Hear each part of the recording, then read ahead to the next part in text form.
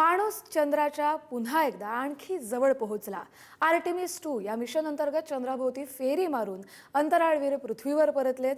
Orion कॅप्सूलनं पृथ्वीच्या वातावरणात प्रचंड वेगानं प्रवेश करत या कॅप्सूलनं री एंट्री केली आहे।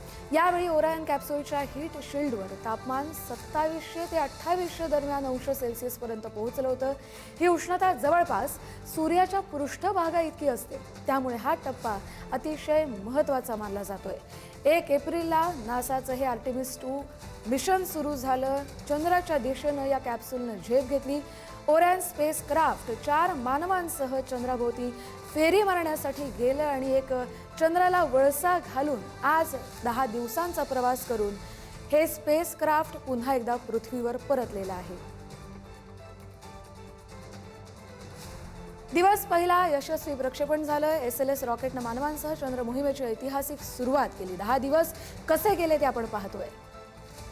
तर दुसऱ्या दिवशी ओरायन अंतराळ यानाचा पृथ्वीच्या कक्षेबाहेर डीप स्पेसमध्ये प्रवेश झाला। दिवस तिसरा पृथ्वी उदय अर्थ राईसची पहिली दृश्य टिपून अंतराळवीरांनी पृथ्वीचा अद्भुत फोटो पृथ्वीला पाठवला। चौथ्या दिवशी लाईफ सपोर्ट सिस्टमची यशस्वी चाचणी झाली। मानवांसाठी प्रवास सुरक्षित असल्याचं सिद्ध झालं। 5व्या दिवशी चंद्राच्या गुरुत्वाकर्षणाचा प्रभाव सुरू झाला। चंद्राला वळसा म्हणजेच मून फ्लायबायची तयारी झाली।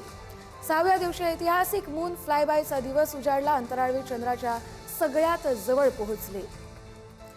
7व्या दिवशी चंद्राच्या पलीकडच्या म्हणजेच दूरच्या बाजूचा थेट दर्शन पृथ्वीशी संपर्क तात्पुरता खंडित झाला होता। 8व्या दिवशी डीप स्पेस नॅव्हिगेशन यशस्वी पार पडलं। ओरायननं परतीचा मार्ग सुरू केला। 9व्या दिवशी उच्च वेगानं पृथ्वीच्या दिशेनं परतीचा प्रवास सुरू झाला। हीट शील्डची मोठी कसोटी लागली। 10व्या दिवशी प्रशांत महासागरात सुरक्षित स्प्लॅश डाऊन झालं आणि ही मोहीम फत्ते झाली। तर मानवांसह चंद्राभोवती फेरी मारण्याचा हा पहिलाच प्रयत्न होता। 4 अंतराळवीर 10 दिवस अवकाशात गेले होते। चंद्राभोवती फेरी मारून परत येणं हेच या मोहिमेचं उद्दिष्ट होतं। आर्टेमिस 2 या मोहिमेमुळे अर्थातच अंतराळ मोहिमेचं नवं युग सुरू झालेलं आहे। मानवी अंतराळ मोहिमेतला हा नवा अध्याय आहे। आज पहाटेच्या दरम्यान हे स्पेसक्राफ्ट पुन्हा एकदा पृथ्वीवर परतले। गेले 10 दिवसात त्यांनी काय काय केलं ते आपण ग्राफिक्सच्या माध्यमातून पाहिलं।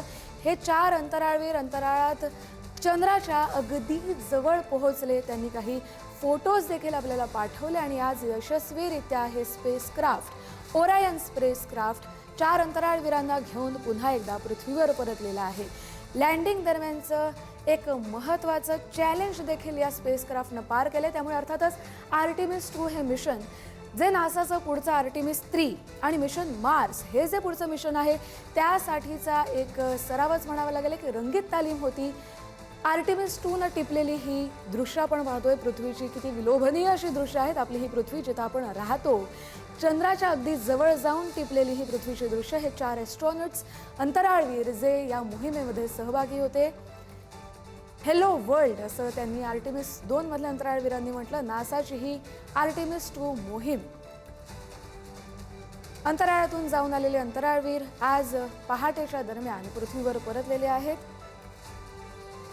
चंद्राभोवती एक वळसा घालून एक इन्फिनिटीचं साइन तयार करून चंद्राच्या अगदी जवळ म्हणजे चंद्राच्या पलीकडची जी बाजू आहे ती पहिल्यांदाच आज मानवानं अनुभवली आणि ही मोहीम फत्ते करत आज हे 4ही अंतराळवीर ओरायन स्पेसक्राफ्टनं पुन्हा पृथ्वीवर परतलेले आहेत। 1 एप्रिलला यशस्वीरित्या लॉन्च झालेली ही मोहीम आज संपली आहे। अपोलो 1972ला जेव्हा अपोलो 17 ही मोहीम राबवली गेली त्यानंतर जवळपास 53 ते 54 वर्षांनी आज पुन्हा एकदा चंद्राजवळ जाण्याचा नासानं आणि मानवानं हा प्रयत्न केला आहे।